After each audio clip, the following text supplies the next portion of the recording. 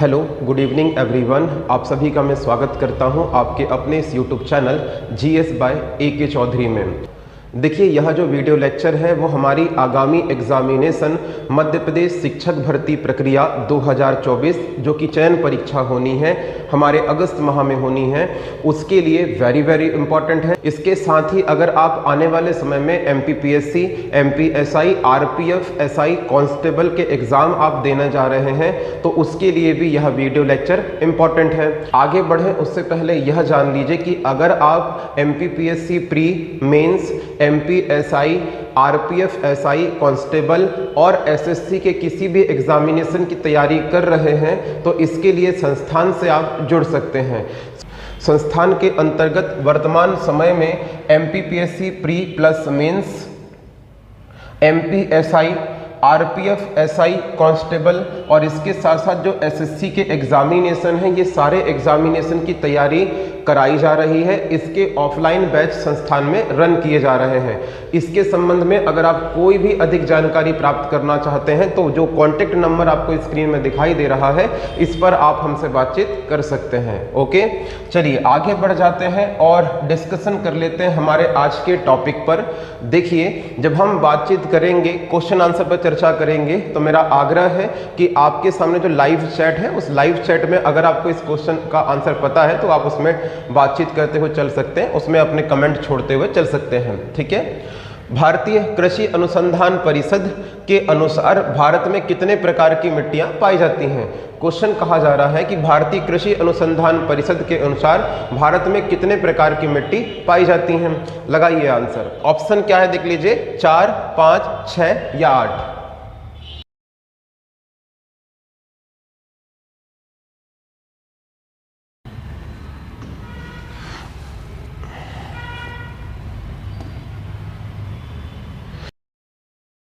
देखिए, अगर भारतीय कृषि अनुसंधान परिषद की बातचीत की जाएगी तो ध्यान रखिएगा इसका राइट आंसर हो जाएगा 8। भारतीय कृषि अनुसंधान परिषद ने भारत में 8 प्रकार की मिट्टियों के बारे में बताया है, ये ध्यान रखिएगा, इंपॉर्टेंट है। लेकिन अगर एग्जामिनेशन में पूछ ले, वी.एन. वाडिया एक बड़े शानदार मृदा वैज्ञानिक हुए, पेडोलॉजिस्ट हुए, याद रखिएगा, उनके अनुसार भारत में कितने प्रकार की मुख्यतः मिट्टी मिलती हैं? तो 6 प्रकार की मिट्टी मिलती हैं, ये भी ध्यान रखिएगा, इंपॉर्टेंट है। क्वेश्चन देख लीजिए, क्षेत्रीय विस्तार और कृषि में महत्व की दृष्टि से भारतीय मिट्टियों को कितने प्रमुख भागों में बांटा गया है? यहां पर एक वर्ड ध्यान रखने योग्य है मेरे प्यारे साथियों, इस बात को समझने का प्रयत्न कीजिएगा। ध्यान रखिएगा कि यहां पर बोला क्या गया है, तो यहां पर क्षेत्रीय विस्तार बोला गया है और क्षेत्रीय विस्तार और कृषि महत्व बोला गया है। जब कृषि महत्व बोला जाएगा तो राइट आंसर क्या हो जाएगा बताएंगे? 4 हो जाएगा। ध्यान रखना, अगर पूछे कृषि, भारतीय कृषि विज्ञान संस्थान के अनुसार कितनी मिट्टियां हैं तो 8 प्रकार की मिट्टी हैं। वी.एन. वाडिया के अनुसार कितने प्रकार की मिट्टी भारत में पाई जाती है? 6 प्रकार की मिट्टी। लेकिन क्षेत्रीय विस्तार और कृषि महत्व पूछेगा तो राइट आंसर आप क्या लगाएंगे बताएंगे? 4 लगाएंगे। ठीक है। आप यह जानना चाहेंगे कि वो कौन कौन सी 4 मिट्टी हैं कृषि महत्व के अनुसार, तो भारत में सर्वाधिक मात्रा में जो मिट्टी मिलेगी इसका नाम है जलोढ़ मिट्टी। ध्यान रखना, कृषि महत्व के अनुसार अगर देखें तो जलोढ़ मिट्टी मिलती है। दूसरे नंबर पर जो मिलेगी उसको हम लाल मिट्टी बोल देते हैं। तीसरे नंबर पर जो मिट्टी मिलेगी उसे काली मिट्टी बोल देते हैं। और फिर बात करें, याद रखना, लैटेराइट मिट्टी, लैटेराइट मिट्टी। तो याद रखिएगा, अगर हम बात करें कृषि महत्व के आधार पर तो ये 4 प्रकार की मिट्टी हमको देखने को मिलती हैं। साथियों, उम्मीद करता हूं कि आपको बात समझ में आई होगी। आगे बढ़ जाते हैं और इसके बाद में हमारा आज का तीसरा क्वेश्चन देख लेते हैं।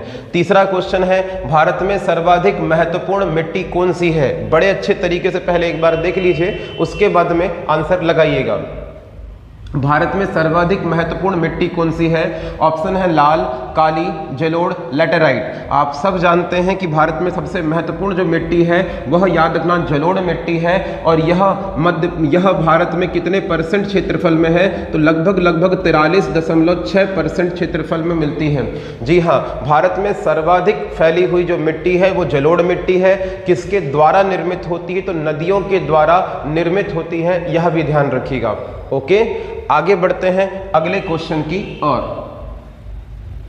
हमारा आज का चौथा क्वेश्चन एक बार देख लीजिए। चौथा क्वेश्चन है, भारत में सर्वाधिक क्षेत्र पर किस प्रकार की मिट्टी का विस्तार पाया जाता है। तो भारत में सर्वाधिक क्षेत्र पर कौन सी मिट्टी का विस्तार पाया जाता है? जलोढ़ मिट्टी का, काली मिट्टी का, लाल मिट्टी का, लैटेराइट मिट्टी का। जी हाँ, कुछ साथियों के कमेंट आ भी रहे हैं। राइट आंसर है बताएंगे, राइट आंसर बताएंगे जलोढ़ मिट्टी। भारत में सर्वाधिक क्षेत्र पर फैली हुई मिट्टी है जलोढ़ मिट्टी। परसेंटेज अगर पूछ लेगा तो लगभग लगाइएगा 43%। कितने परसेंट बताएंगे? 43% आप लगा देंगे। ठीक है, कोई डाउट तो नहीं है।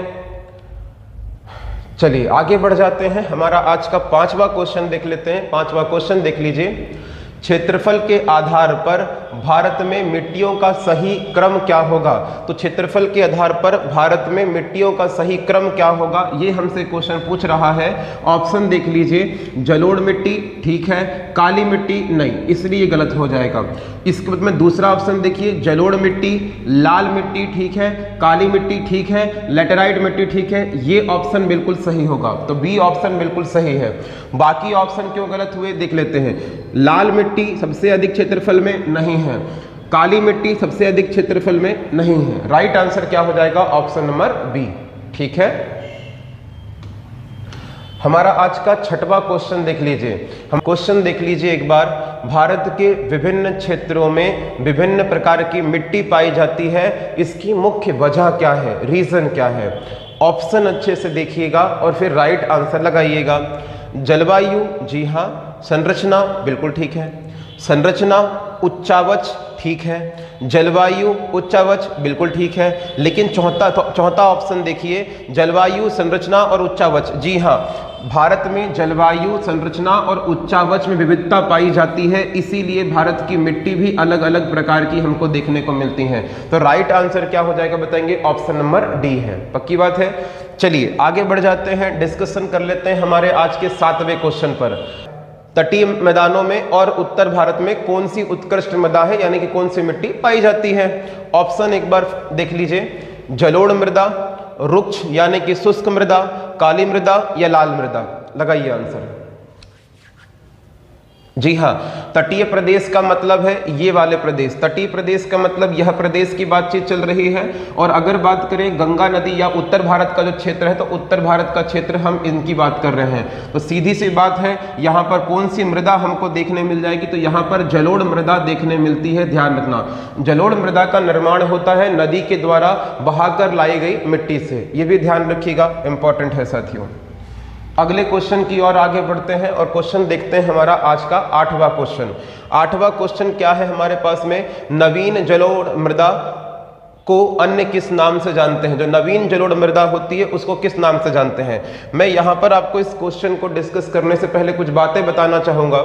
देखिए, जो हमारे पास में बड़े बड़े माउंटेन होते हैं, बड़े बड़े पर्वत होते हैं, तो इन पर्वतों से जब बर्फ पिघलती है, तो बर्फ के पिघलने के उपरांत जब जलधारा या पानी नीचे उतरता है, तो अपने साथ बड़े बड़े कंकड़ पत्थरों को लेकर जमा देता है या जमाव किया जाता है। इस प्रदेश को हम लोग क्या बोलते हैं बताएंगे? भावर प्रदेश। भावर प्रदेश के नाम से जानते हैं। लेकिन इसके उपरांत जो रेतीली मिट्टी का प्रदेश बनता है, रेतीली मिट्टी का प्रदेश बनता है, इसे हम लोग क्या बोलते हैं बताएंगे? तराई प्रदेश बोलते हैं। और तराई प्रदेश के उपरांत जब नदी अपनी अवनालिका का निर्माण करती है, तो इसके पड़ोस में या मैं कह सकता हूं पार्श्विक भागों में जिन मैदानों का निर्माण किया जाएगा, वहां पर बनते हैं बताएंगे बांगर प्रदेश और बोलेंगे खादर प्रदेश। इस बात को समझने का प्रयत्न करना, जो बांगर प्रदेश हमने नाम लिखे हैं, ये बांगर प्रदेश जो होते हैं, इन्हें पुरानी जलोढ़ मिट्टी के क्षेत्र बोलते हैं। पुरानी जलोढ़ मिट्टी के क्षेत्र बोलते हैं, ध्यान रखना। और जो खादर प्रदेश हमने नाम लिखे हैं, यह नवीन जलोढ़ मिट्टी के प्रदेश होते हैं। तो क्वेश्चन क्या कह रहा है हमसे? नवीन जलोढ़ मिट्टी के प्रदेश को अन्य किस नाम से जानते हैं? तो सीधी सी बात है, नवीन जलोढ़ मिट्टी के प्रदेश जो होंगे, इनको हम खादर के नाम से जानते हैं। ये भी ध्यान रखिएगा। क्वेश्चन का राइट आंसर हो जाएगा बताएंगे खादर। क्या हो जाएगा बताएंगे? खादर। ठीक है, अगर आपको बात समझ में आई है लाइक कर दीजिएगा वीडियो को। ठीक है, आ गया है। इसके लिए आप ये एक मैप भी देख सकते हैं। ये पर्वतीय क्षेत्र है और पर्वतीय क्षेत्र के निचले क्षेत्र में यानी पर्वतीय क्षेत्र के पैर वाला जो भाग होगा या पर्वतीय क्षेत्र का जो सबसे पहला हिस्सा होगा वहां पर बड़े बड़े कंकड़ पत्थरों का जमाव होता है। इस प्रदेश को हम लोग भावर प्रदेश बोलते हैं। जब नदियां इससे आगे बढ़ती हैं तो अपने रेतीले वाले कणों को लाकर आगे बढ़ती हैं और कणों को लाकर आगे जहां पर विक्षेपित करेंगी वहां पर तराई प्रदेश का निर्माण होगा। तराई प्रदेश के आगे जहां पर नदी ने अवनालिका का निर्माण कर लिया है, जिसके आस पड़ोस में खादर प्रदेश और बांगर प्रदेश का निर्माण नदी करती है। खादर प्रदेश को हम लोग बोलते हैं नवीन जलोढ़ मिट्टी का प्रदेश और बांगर प्रदेश को हम लोग बोलते हैं पुरानी जलोढ़ मिट्टी का प्रदेश। ओके, आई होप सो आपको बात समझ में आई होगी।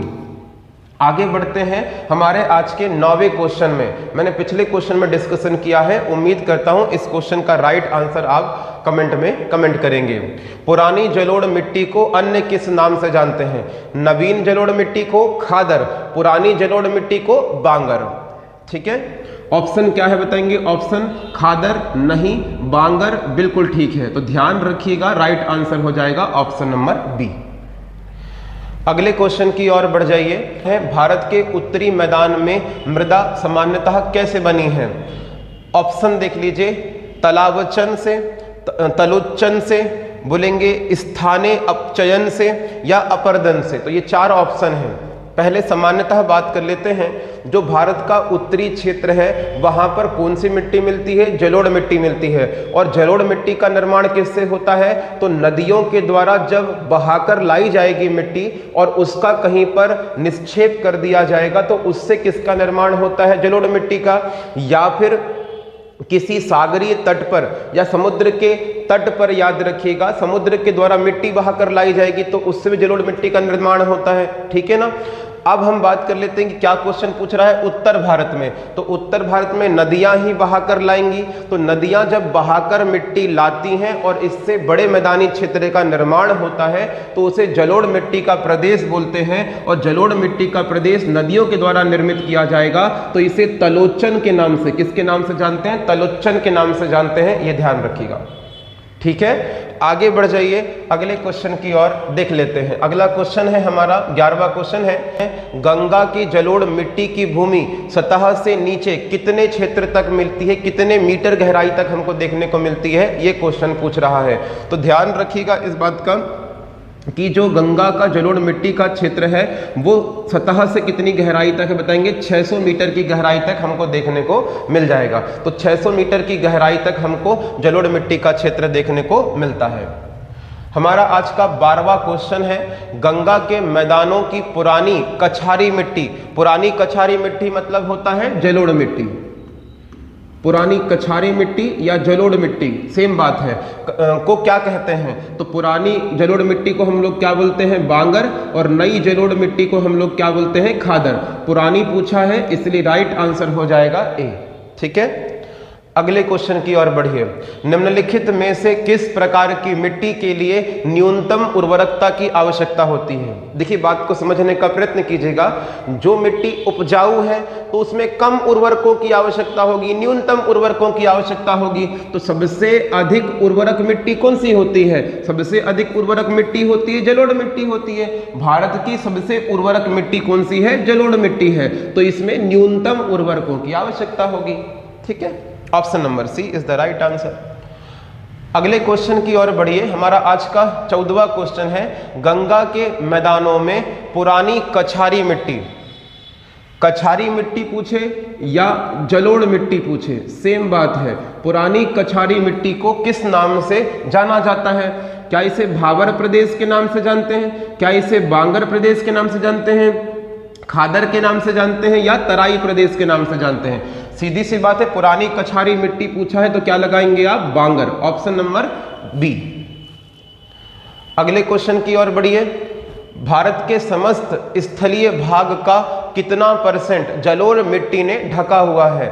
हमने पहले क्वेश्चन के अंदर ही डिस्कशन किया हुआ है कि जलोढ़ मिट्टी जो है भारत में कितने % क्षेत्रफल में फैली हुई है? तो लगभग 43.6% क्षेत्रफल में फैली है। यहाँ ऑप्शन देख लीजिए, 20% नहीं, 24% नहीं, 29% बिल्कुल नहीं, 40+%, जी हाँ 40+ मतलब होता है 40 से अधिक %। तो सीधी सी बात है बताएंगे option number D is the right answer. ठीक है,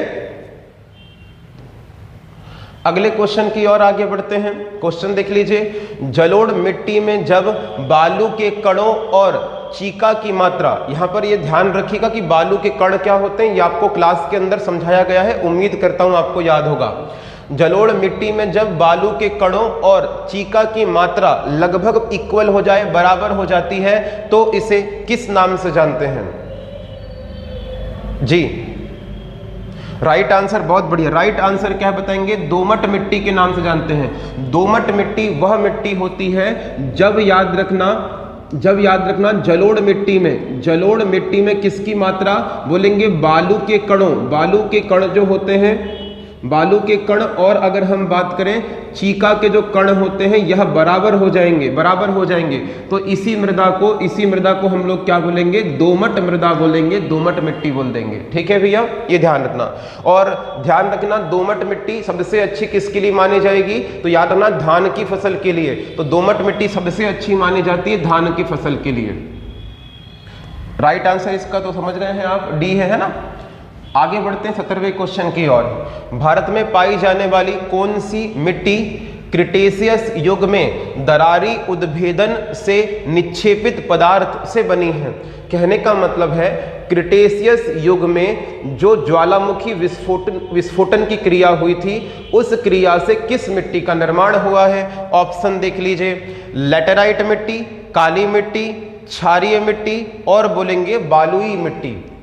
ठीक, लगाइए आंसर, कीजिए कमेंट। बहुत बढ़िया, ठीक है। राइट आंसर है बताएंगे काली मिट्टी। तो जो काली मिट्टी है इसका निर्माण होता है बताएंगे बेसाल्ट चट्टानों के टूटने से। किससे होता है? बेसाल्ट चट्टानों के टूटने से होता है, ये ध्यान रखिएगा। और बेसाल्ट चट्टान का निर्माण किससे होता है? तो बेसाल्ट चट्टान का निर्माण होता है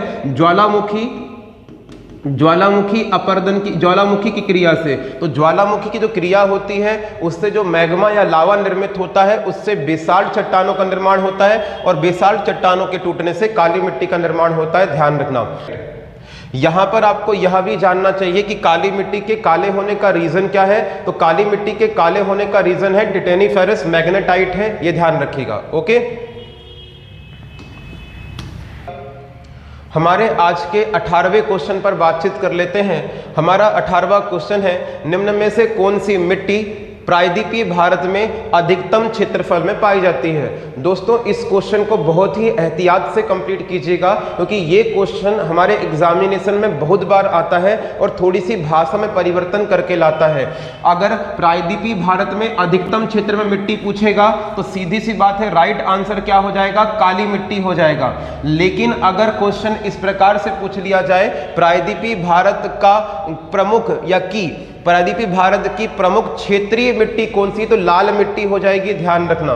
तो इंपॉर्टेंट क्वेश्चन क्या था? तो क्वेश्चन था हमारा प्रायद्वीपीय भारत में अधिकतम क्षेत्रफल में कौन सी मिट्टी मिलती? तो बताएंगे याद रखना काली मिट्टी देखने को मिलती है। लेकिन अगर क्वेश्चन पूछ लेगा प्रायद्वीपीय भारत की प्रमुख क्षेत्रीय मिट्टी कौन सी है, तो प्रमुख क्षेत्रीय मिट्टी में हमें देखने को मिल जाएगा बताएंगे लाल मिट्टी। क्या मिल जाएगा? लाल मिट्टी मिल जाएगी। ऑप्शन नंबर ए हो जाएगा, ये भी ध्यान रखिएगा, इंपॉर्टेंट है। अगले क्वेश्चन की ओर बढ़ते हैं। 19वां क्वेश्चन है, कपास की खेती के लिए सर्वोत्तम मिट्टी कौन सी है? तो कपास की खेती के लिए सर्वोत्तम जो मिट्टी हमको देखने मिलती है वह मिट्टी कौन सी? बताएंगे काली मिट्टी है। कौन सी? बताएंगे काली मिट्टी है। जी हाँ, काली मिट्टी सबसे अच्छी मानी जाती है कपास की फसल के लिए, इसीलिए इसका एक अन्य नाम भी मिलता है। क्या बोल देते हैं? बताएंगे काली कपासीय मिट्टी। क्या कहलाती? बताएंगे काली कपासीय मिट्टी कहलाती है। पक्की बात है क्या? ठीक, आगे बढ़ जाते हैं और डिस्कशन कर लेते हैं हमारे आज के 20वें क्वेश्चन में। लावा के प्रवाह से किस मिट्टी का निर्माण होता है? साथियों हमने पिछले ही क्वेश्चन में डिस्कशन किया हुआ है, 1-2 क्वेश्चन पहले ही डिस्कशन किया हुआ है कि लावा से किन चट्टानों का निर्माण होगा? बेसाल्ट चट्टानों का, और बेसाल्ट चट्टानों के टूटने से किसका निर्माण होगा? काली मिट्टी का। तो सीधी सी बात है, लगाइए आंसर क्या है। जी बिल्कुल, राइट आंसर हो जाएगा बताएंगे लावा के प्रवाह से जिस मिट्टी का निर्माण होता है वह मिट्टी कौन सी है? काली मिट्टी है। कौन सी मिट्टी? बताएंगे काली मिट्टी है। बढ़े आगे। ठीक, आगे बढ़ते हैं और डिस्कशन करते हैं हमारे आज के 21वें क्वेश्चन की ओर। हमारा आज का 21वां क्वेश्चन है, काली मिट्टी का सर्वाधिक विस्तार कहां पर पाया जाता है? तो काली मिट्टी भारत के किस राज्य में सबसे अधिक देखने को मिलती है, यह आपसे पूछा जा रहा है। बताइए, कमेंट कीजिए। मैं अब हर क्वेश्चन के उपरांत आपसे पूछताछ करते चलूंगा, आपसे बातचीत करते चलूंगा, ठीक है? लगाइए, आंसर लगाइए। काली मिट्टी भारत में सर्वाधिक किस राज्य में पाई जाती है?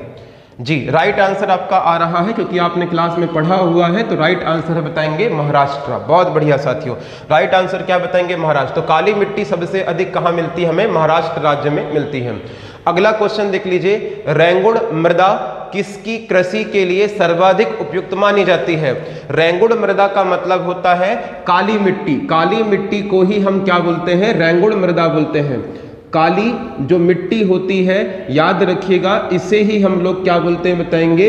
रेंगुड़ मृदा बोलते हैं। रेंगुड़ मिट्टी बोल देते हैं, ये भी ध्यान रखिए। अब लगाइए आंसर। ठीक है, बहुत बढ़िया। रेंगुड़ मृदा याद रखना किसके लिए? काली मिट्टी कपास की फसल के लिए सबसे उपयुक्त मानी जाती है। 23वें क्वेश्चन की ओर आइए, बातचीत करिए।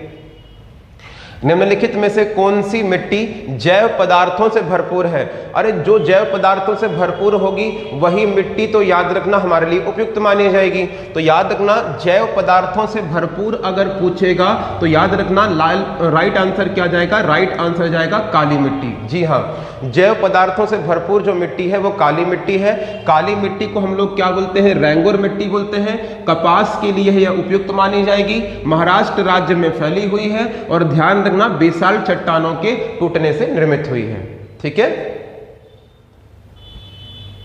आगे बढ़ते हैं, डिस्कस करते हैं। काली मिट्टी के संबंध में निम्नलिखित में से कौन सा कथन असत्य है? ये क्वेश्चन आपके लिए, मुझे ऐसा लगता है, सबसे इंपॉर्टेंट क्वेश्चन हो सकता है। आराम से सोचिएगा और राइट आंसर लगाइएगा। मैं आपकी सुविधा के लिए ये ऑप्शन पढ़ना चाह रहा हूं, ठीक है? काली मिट्टी के संबंध में असत्य कथन आपको बताना है। पहला ऑप्शन क्या है, देख लीजिए। काली मिट्टी कपास की वृद्धि के लिए आदर्श मिट्टी है। हाँ, बिल्कुल सही बात है। तो ये तो सही है, काली मिट्टी कपास के लिए सबसे आदर्श मिट्टी है। इसमें आर्द्रता को अधिकतम समय तक ग्रहण करने की क्षमता होती है। जी हाँ, इसमें आर्द्रता को, यानी कि जो नमी है उसको ग्रहण करने की क्षमता होती है। ये भी बिल्कुल सही बात है। सूखने पर काली मिट्टी में दरारें पड़ जाती हैं। जी हाँ, आप मैप में देख भी पा रहे होंगे, इमेज में देख पा रहे होंगे कि काली मिट्टी में सूखने पर बड़ी बड़ी दरारों का निर्माण हो जाता है। तो ये वाली बात भी सही है। चौथा ऑप्शन देखते हैं, इसमें जुताई अधिक करनी पड़ती है। नहीं, इसमें जुताई अधिक करने की आवश्यकता नहीं है, क्योंकि जैसे ही आप इसमें जुताई करेंगे तो ये याद रखना भुरभुरी हो जाती है, बिल्कुल फैल जाती है। जब मिट्टी फैल गई है तो आपको बार बार जुताई करने की आवश्यकता नहीं पड़ने की। राइट आंसर हो जाएगा, बताएंगे याद रखना डी, क्योंकि उसने क्या पूछा है? असत्य कथन हमसे पूछा था। ओके है, क्लियर है मेरे प्यारे साथियों? आगे बढ़ जाते हैं और डिस्कस करते हैं हमारे आज के 25वें क्वेश्चन में। भारत में निम्नलिखित मृदाओं में से कौन सी मृदा बेसाल्ट चट्टानों के अपक्षय के कारण निर्मित होती है? हमने पहले ही डिस्कशन कर लिया है, लेकिन फिर भी मैं चाहूंगा कि आप आंसर दीजिए। बेसाल्ट चट्टानों के टूटने से, बेसाल्ट चट्टानों के टूटने से किस मृदा का निर्माण होता है? बताइए जी, बेसाल्ट चट्टानों के टूटने से किस मृदा का निर्माण होता है? बहुत बढ़िया मेरे प्यारे दोस्तों, बेसाल्ट चट्टान के टूटने से किस मृदा का निर्माण होता है? तो आप सब जानते हैं, याद रखना कौन सी मृदा हो जाएगी? रेंगुर मृदा हो जाएगी। कौन सी मृदा हो जाएगी? रेंगुर मृदा हो जाएगी। रेंगुर मृदा को ही हम लोग क्या बोलते हैं? काली मिट्टी के नाम से जानते हैं। तो रेंगुर मृदा ही काली मिट्टी है, ये भी ध्यान रखना। अगले क्वेश्चन की ओर आगे बढ़ते हैं। क्वेश्चन है, किस मिट्टी में कृषि के लिए सिंचाई की आवश्यकता अधिक नहीं होती है? किस मिट्टी में कृषि के लिए सिंचाई की आवश्यकता अधिक नहीं होती है? देखो, वही मिट्टी होगी जिसमें नमी ग्रहण करने की क्षमता होगी। लगाइए आंसर, लगाइए आप लोग। तो नमी ग्रहण करने की क्षमता किस में होती है? कौन सी मिट्टी बेसाल्ट चट्टानों के टूटने से बनी हुई है? लगाइए, बताइए। तो सीधी सी बात है, अगर हम बातचीत करें, चर्चाएं करें, तो ध्यान रखना किस मिट्टी में सिंचाई की कम आवश्यकता होती है। तो राइट आंसर बताएंगे कौन सी मिट्टी है? काली मिट्टी है। अगर हम बात करें काली मिट्टी की, तो काली मिट्टी के काले रंग की वजह क्या है? तो टिटेनीफेरस मैग्नेटाइट है। काली मिट्टी भारत में सबसे अधिक किस राज्य में पाई जाती है? तो महाराष्ट्र राज्य में पाई जाती है। काली मिट्टी जो होती है वह याद रखना नमी ग्रहण करने की सर्वाधिक क्षमता रखती है। काली मिट्टी में गर्मी के दिनों में बड़ी बड़ी दरारों का निर्माण हो जाता है। काली मिट्टी में सिंचाई कम करने की आवश्यकता होती है और काली मिट्टी में सबसे अच्छी फसल जो होती है उसका नाम क्या है? कपास है। ओके, उम्मीद करता हूं आप मेरी बात समझ पाए होंगे। आगे बढ़ जाते हैं, डिस्कशन कर लेते हैं हम अपने अगले क्वेश्चन में। 27वां क्वेश्चन है, भारत में काली कपासी मिट्टी को अन्य किस स्थानीय नाम से जानते हैं? मैं पहले ही आपसे बातचीत कर चुका हूं, उम्मीद करता हूं कि आप इस क्वेश्चन का राइट आंसर देंगे। कमेंट कीजिए। बहुत बढ़िया दोस्तों, सीधी सी बात है, काली कपासी मिट्टी को ही हम लोग बोलते हैं रैंगुर मृदा। क्या बोलते हैं बताएंगे? रैंगुर मृदा बोलते हैं। तो राइट आंसर क्या हो जाएगा? Option number D. क्या हो जाएगा? Option number D. आगे बढ़ जाइए, डिस्कस करते हैं हमारा आज का 28वां क्वेश्चन। निम्नलिखित में से किस मिट्टी के बारे में यह कथन कहा जा सकता है कि इसकी जुताई स्वतः हो जाती है? किस मिट्टी को स्वतः माफी चाहूंगा, किस मिट्टी को स्वतः जुताई की मिट्टी कहते हैं? तो स्वतः जुती हुई मिट्टी या जुताई वाली मिट्टी बोलते हैं बताएंगे, काली मिट्टी को बोलते हैं। ये ध्यान रखिएगा, ठीक है। आगे बढ़ते हैं और डिस्कशन करते हैं हमारे आज के 29वें क्वेश्चन में। भारत में लाल मिट्टी का सर्वाधिक विस्तार कहां पर पाया जाता है? ऑप्शन अच्छे से देखिएगा और ऑप्शन अच्छे से देखने के बाद में राइट आंसर लगाइएगा। लाल मिट्टी का विस्तार किन राज्यों में हमको देखने को मिलेगा? तो लाल मिट्टी का विस्तार भारत के आंध्र प्रदेश और तमिलनाडु राज्य में सर्वाधिक है। तो भारत के आंध्र प्रदेश और तमिलनाडु राज्य में जो विस्तार हमको देखने मिलेगा लाल मिट्टी का देखने को मिलता है, ठीक है। आगे बढ़ते हैं, हमारा आज का 30वां क्वेश्चन देख लीजिए। प्रायद्वीपीय भारत में क्षेत्रीय मृदा के निम्न प्रकारों में से कौन सा है? तो प्रायद्वीपीय भारत में क्षेत्रीय मृदा के निम्नलिखित प्रकारों में से कौन सा प्रकार हमको देखने मिलता है? जब क्वेश्चन ऐसा पूछेगा तो राइट आंसर क्या हो जाएगा बताएंगे? लाल पीली मिट्टी। लाल पीली मिट्टी प्रायद्वीपीय भारत में मुख्यतः हमको देखने को मिल जाएगी, ठीक है, ये ध्यान रखिए। चलिए आगे बढ़ते हैं और डिस्कशन करते हैं हमारे आज के 31वें क्वेश्चन में। हमारा आज का 31वां क्वेश्चन है, तमिलनाडु के 2/3 क्षेत्र पर किस मिट्टी का विस्तार हमको देखने को मिलता है? तो तमिलनाडु के 2/3 क्षेत्र में कौन सी मिट्टी हमको देखने को मिलती है, यह आपको बताना है। बताइए, कमेंट कीजिए। जी हाँ, तमिलनाडु पूछेगा तो तमिलनाडु और आंध्र प्रदेश में लाल मिट्टी मिलती है। तो तमिलनाडु और आंध्र प्रदेश में लाल मिट्टी देखने को आपको मिल जाएगी। Option number A is the right answer. अगले क्वेश्चन की ओर आगे बढ़िए। हमारा क्वेश्चन नंबर 32वां है आज का। लाल मिट्टी के संबंध में कौन सा कथन असत्य है? ऑप्शन बड़े अच्छे से पढ़िएगा। पहला ऑप्शन है, लोहे ऑक्साइड की उपस्थिति के कारण इसका रंग लाल होता है। जी हाँ, अगर हम बात करें जो आयरन ऑक्साइड है, लोह ऑक्साइड है, इसकी अधिकता की वजह से ही लाल मिट्टी का रंग लाल होता है। हमें असत्य कथन पहचानना है, तो ये तो सत्य है। दूसरा देखते हैं, यह शुष्क और आर्द्र क्षेत्रों में पाई जाने वाली मिट्टी है। डेफिनेटली जहां पर ड्राई क्षेत्र होगा वहां पर, या ना शुष्क क्षेत्र होगा वहां पर बताएंगे, याद रखना क्या पाई जाएगी? लाल मिट्टी। तो ये भी सही है। तीसरा, यह मिट्टी, लाल मिट्टी अधिकांशतः तमिलनाडु और आंध्र प्रदेश में पाई जाती है। जी हाँ, हमने पिछले क्वेश्चन में भी देखा था कि लाल मिट्टी तमिलनाडु और आंध्र प्रदेश में पाई जाती है। चौथे वाले क्वेश्चन की ओर चलते हैं कि यह मिट्टी नदी घाटी क्षेत्रों में पाई जाती है। तो यह मिट्टी नदी घाटी क्षेत्रों में नहीं पाई जाती है। नदी क्षेत्रों में पाई जाने वाली जो मिट्टी है उसका नाम क्या है बताएंगे? जलोढ़ मृदा है। क्या है बताएंगे? जलोढ़ मृदा है। तो जलोढ़ मृदा जो है बताएंगे, यह याद रखना हमारी नदी घाटी में पाई जाती है, इसलिए राइट आंसर क्या हो जाएगा बताएंगे? ऑप्शन नंबर 4, क्योंकि असत्य कथन हमसे पूछा था, ठीक है। तो एक बार पुनः देख लेते हैं कि लाल मिट्टी के संबंध में हमने क्या क्या डिस्कशन किया है। लाल मिट्टी भारत में तमिलनाडु और आंध्र प्रदेश में देखने को मिलेगी। लाल मिट्टी के लाल रंग की वजह क्या है? तो आयरन ऑक्साइड है। और लाल मिट्टी जो होती है वह शुष्क और आर्द्र प्रदेशों में पाई जाती है, ठीक है।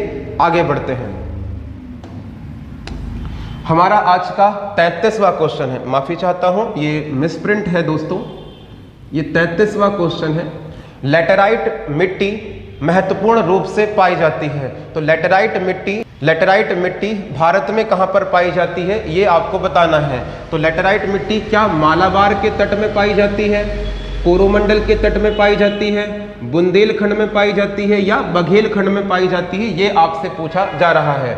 तो अगर हम बात करें भारत के परिप्रेक्ष्य में जो लेटेराइट मिट्टी होती है यह हमें याद रखना मालाबार तट में, ये जो मालाबार तट है केरल कर्नाटक का तट है, याद रखना इसमें पाई जाने वाली मिट्टी कौन सी बताएंगे, याद रखिएगा, ये याद रखना हमारी लेटेराइट मिट्टी है। लेकिन अगर क्वेश्चन पूछ ले लेटेराइट मिट्टी किस राज्य में हमको देखने को मिलती है, तो केरला राज्य में। किस राज्य में देखने को मिलती है, केरल राज्य में हमको देखने को मिलती है। ठीक है, आगे बढ़ते हैं, डिस्कशन करते हैं हमारे आज के 34वें क्वेश्चन की ओर। हमारा आज का 34वां क्वेश्चन है, किस मिट्टी में लौह और एल्यूमिनियम की ग्रंथियां पाई जाती हैं।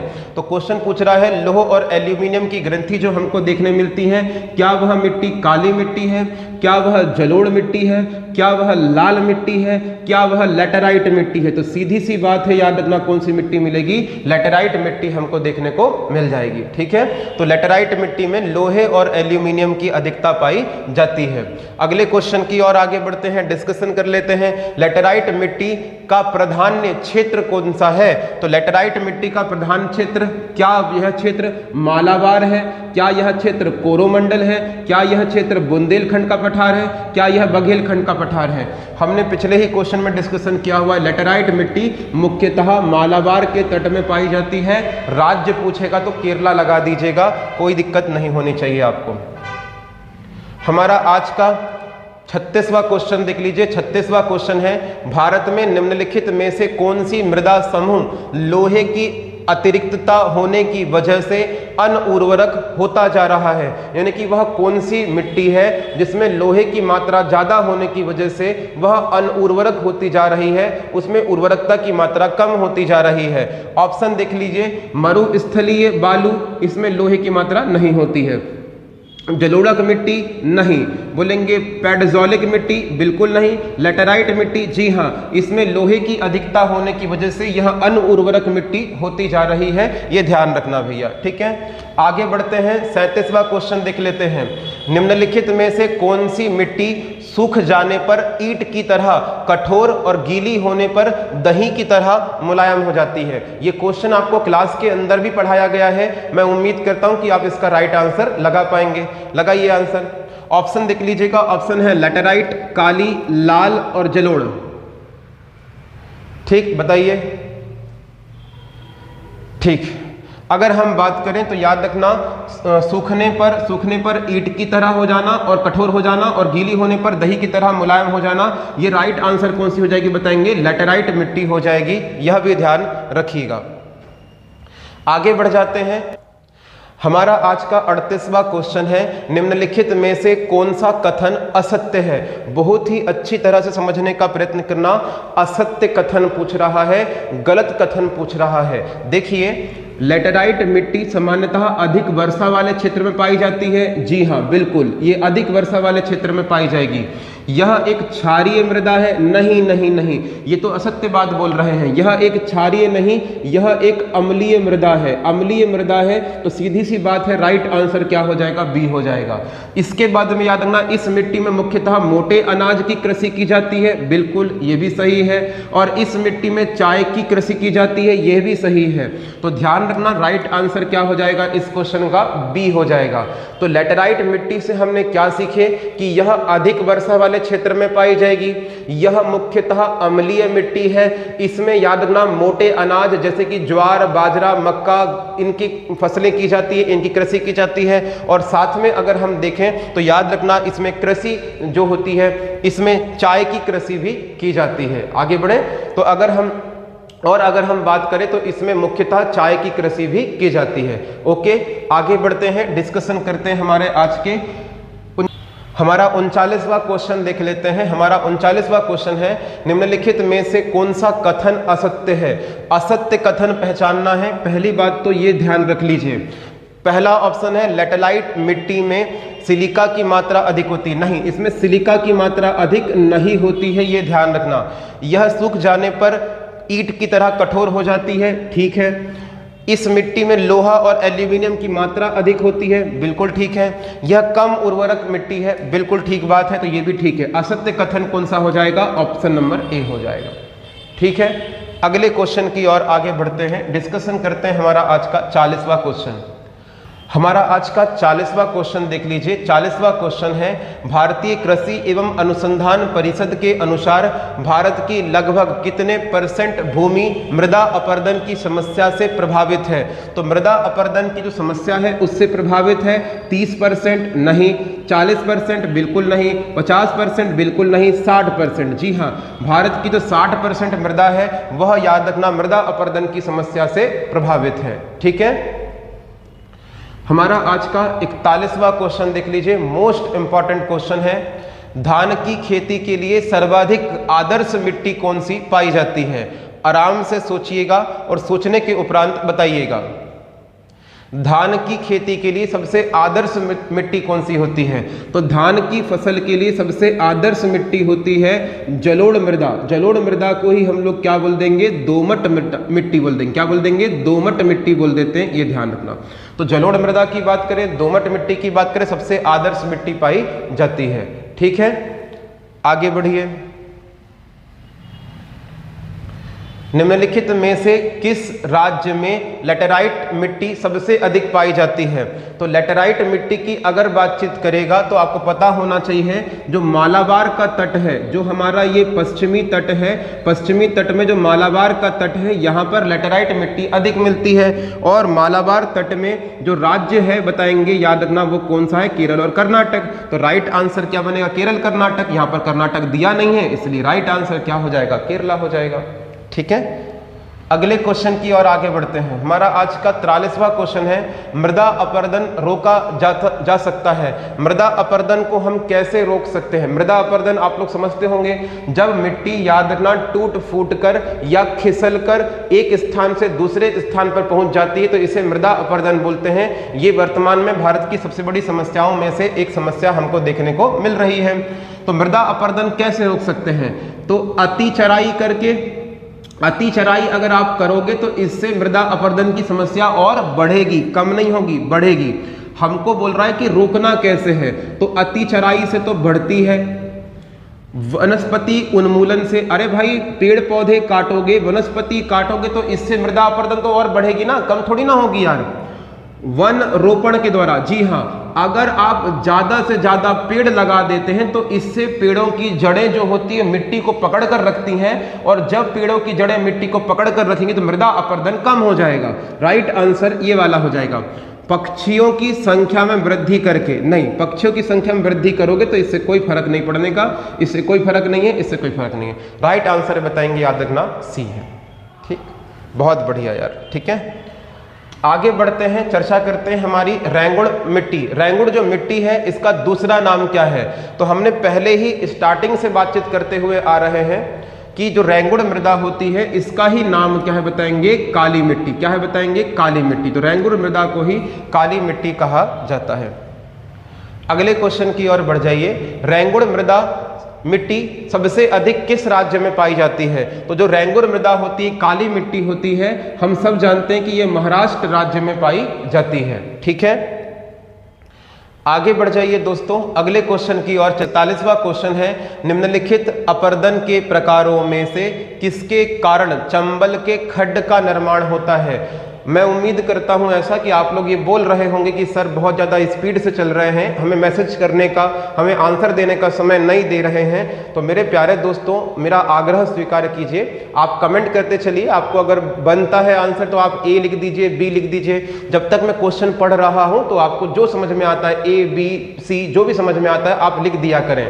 अच्छा, लिखने के बाद में आप गलत भाव ना रखा करें कि हमारा गलत हो जाएगा तो क्या होगा, नहीं, ऐसी कोई दिक्कत वाली बात नहीं है। अगर गलत हो जाता है तो भी कोई दिक्कत नहीं है, सही होता है तो बहुत अच्छी बात है ना। कमेंट करते चलिएगा। निम्नलिखित अपरदन के प्रकारों में से किसके द्वारा चंबल में खड्ड बने हुए हैं? तो इसमें बोल रहा है कि जो चंबल नदी के द्वारा बीहड़ों का निर्माण किया जाता है वो किस प्रकार के खड्डों का निर्माण है? तो याद रखना, क्या वो स्लैश के द्वारा निर्मित है, सीट के द्वारा निर्मित है, सीट प्रकार का निर्मित है, रेल प्रकार का है या गली प्रकार का है? तो राइट आंसर आप सब जानते हैं, बताएंगे अवनालिका अपर्दन है। तो चंबल नदी जो होती है बीहड़ों का निर्माण करती है और ये अवनालिका अपर्दन के द्वारा निर्माण करती है। ठीक है, आगे बढ़ जाते हैं, डिस्कशन कर लेते हैं अगले क्वेश्चन की। और हमारा आज का 48वां क्वेश्चन है, मृदा अपरदन क्षेत्रों के उपचार हैं। मृदा अपरदन कैसे आप रोक सकते हैं, ये आपको समझने का प्रयत्न करना है। समोच्च क्षेत्र की किनारा बंदी करके, जी हाँ, अगर जिस भी क्षेत्र में मृदा अपरदन हो रहा है तो आप उसके किनारे में मोटे मोटे क्या लगा दीजिए, पत्थर लगा दीजिए। इसे बोलते हैं किनारा बंदी करना। ठीक है, ये एक तरीका हो सकता है।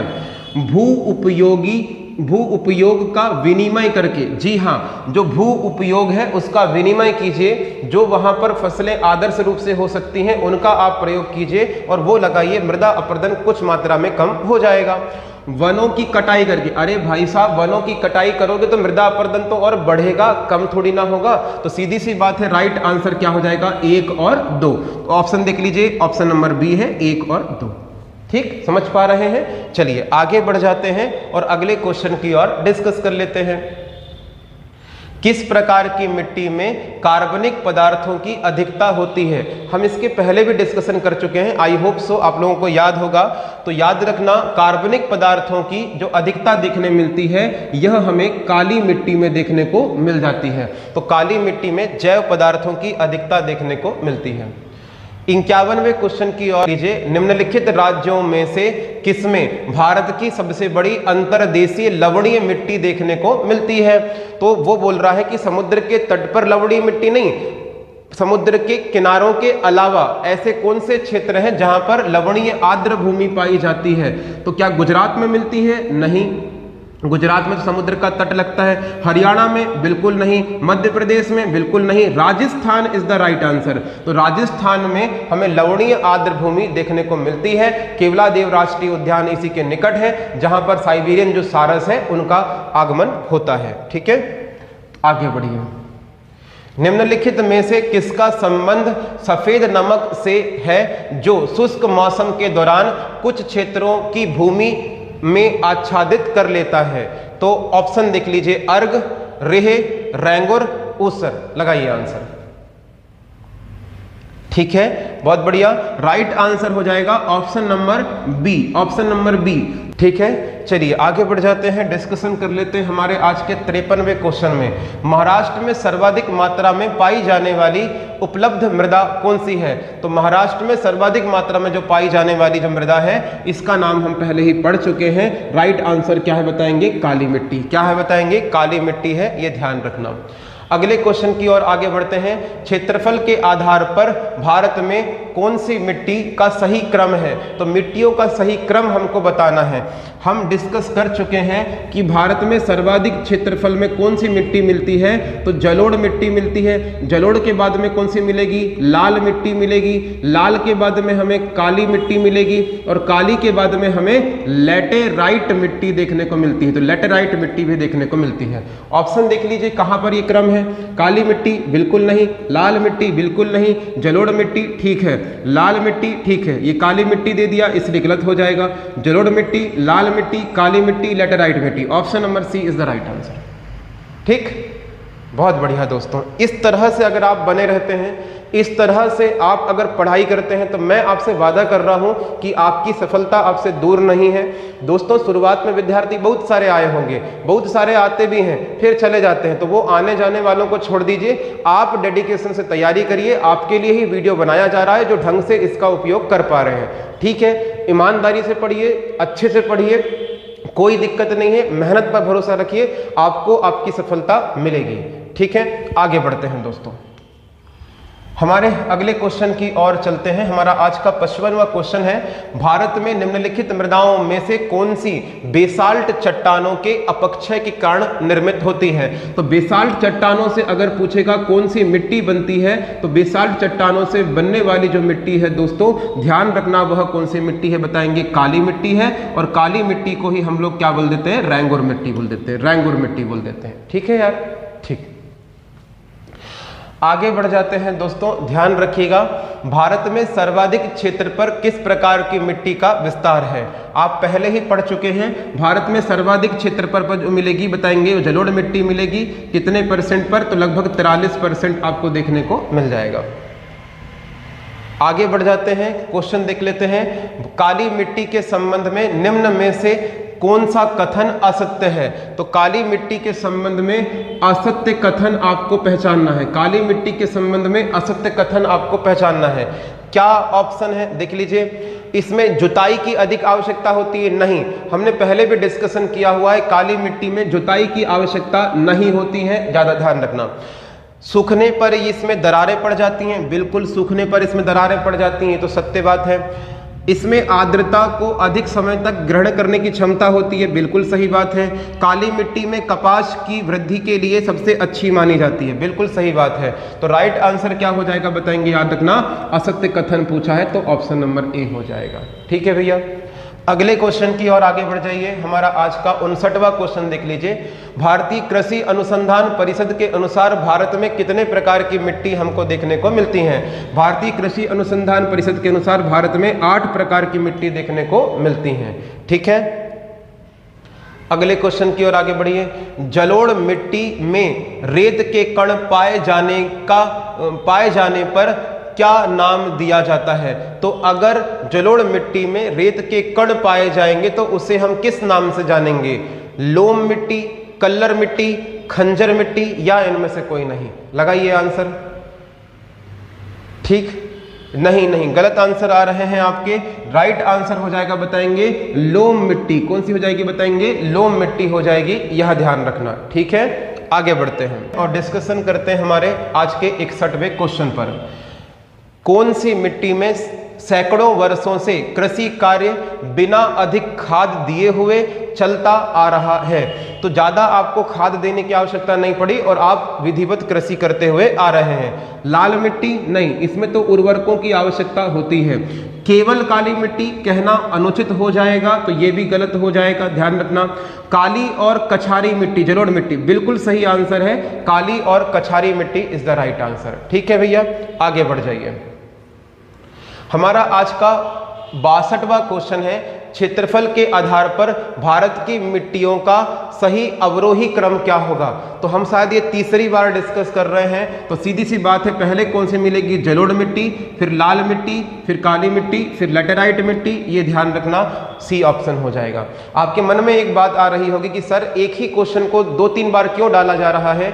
मेरे प्यारे दोस्तों, ये क्वेश्चन एग्जामिनेशन में बार बार पूछे जाते हैं, तो मेरा धर्म है कि मैं आपसे क्वेश्चन को बार बार पूछ लूं ताकि चीजें आपको याद हो जाए। ठीक है, 2 सेकंड का समय लगेगा, ज्यादा समय इसमें नहीं लगता है। ठीक है, आगे बढ़ जाते हैं। 63वां क्वेश्चन देख लीजिए, भारत के सर्वाधिक क्षेत्र में किस प्रकार की मिट्टी मिलती है। तो भारत के सर्वाधिक क्षेत्र में हमें जलोढ़ मिट्टी देखने को मिलती है, आप ये जानते हैं। ठीक है, तो जलोढ़ मिट्टी हमको देखने मिल जाती है। 64वां क्वेश्चन देख लीजिए, काली मिट्टी के संबंध में कौन सा कथन असत्य है। तो कौन सा कथन असत्य है, तो हमने ये पढ़ लिए हैं दोस्तों, ये क्वेश्चन हमारा प्रीवियसली हो चुका है। तो ध्यान रखना, इसमें अधिक जुताई करनी पड़ती है ऐसा बोल रहा है, जबकि ऐसा नहीं है। बाकी सारे ऑप्शन आप एक बार रीड कर लीजिएगा, आपका काम हो जाएगा। 65वें क्वेश्चन की ओर चलिए, भारत की सर्वाधिक महत्वपूर्ण मिट्टी कौन सी है। यह भी क्वेश्चन हमारा हो चुका है, माफी चाहता हूं कि बार बार रिपीट हो रहे हैं क्वेश्चन। तो भारत में सर्वाधिक क्षेत्र में कौन सी मिट्टी मिलती है, तो याद रखना जलोढ़ मिट्टी हमारे लिए सबसे ज्यादा महत्वपूर्ण है, ध्यान रखिएगा।